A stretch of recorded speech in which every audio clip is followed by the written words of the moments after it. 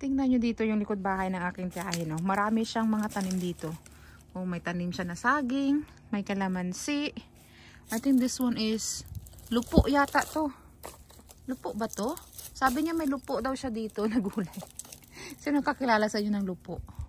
And then ito orange yata ito. Tingnan nyo. Tapos malaking puno ng mga malunggay. Marami siyang malunggay.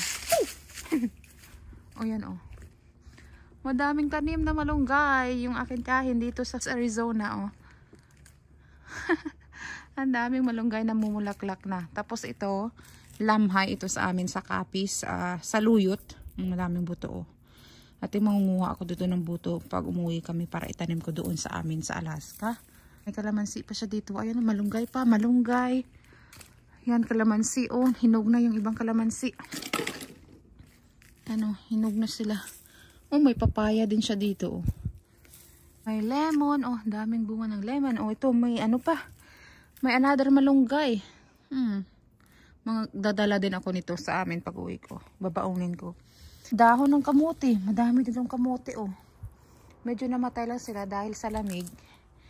Ito, mga saluyot pa, ang dami. Meron din silang ano, oh. Lemongrass, tanglad.